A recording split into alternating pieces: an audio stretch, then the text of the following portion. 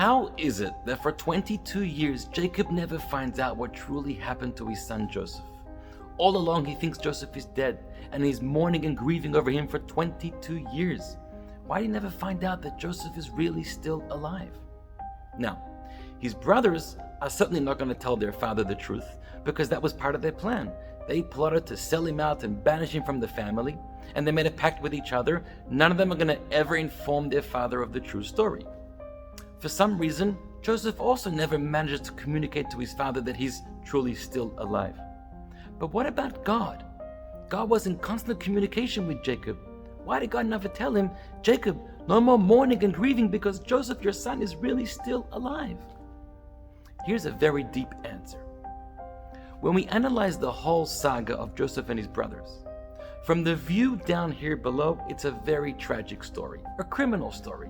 Brothers who hate another brother, and they sell him out into slavery and banish him from the family. And there are so many lessons that we need to learn from that story. But from the view from above, in fact, this entire story was part of God's plan.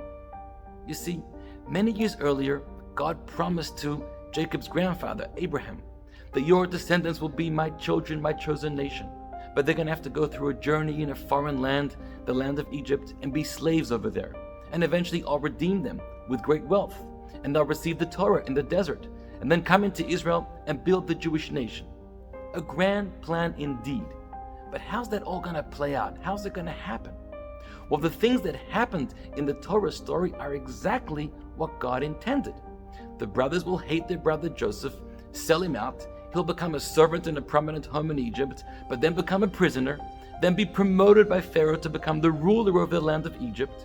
Then Jacob and his family in Israel will be hungry during the famine years, will have to come down to Egypt and face Joseph, think he's the ruler of Egypt, bow down to him, which is part of the fulfillment of Joseph's original dreams, and the rest will play on from there.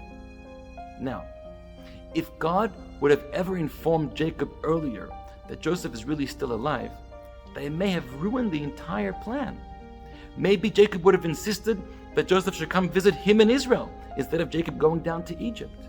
Maybe Jacob would have gone alone to Egypt without his family. Maybe they would have come down to Egypt but not bowed down to Joseph and fulfilled those dreams, those prophecies, knowing that it's Joseph and not an Egyptian ruler. And then the whole plan would have failed. Here's what we learn from here.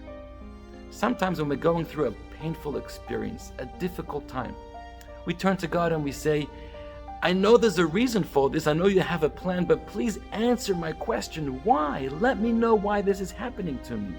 And we get so frustrated and despondent if we don't discover the answer why. But here's what we should keep in mind. If God doesn't tell us why, it's not out of spite, it's not out of cruelty, but it's out of God's great love for us. In fact, He has this plan for our life, and it could be that He has to keep us in the blind, not knowing why, in order for the plan to be able to play out. It's like if you're planning a surprise party for your loved one, and you have to come up with all kinds of excuses why they should get dressed up and leave the home with you, and they keep asking you why? And you want to tell them the real answer, but you can't, because if you do, you're going to ruin the entire surprise. Instead of always insisting on answers, why is this happening to me? Instead, recognize that even if I don't know why, I have the faith, the strength, and the courage to realize that my life is in God's hands. He has a plan for my life.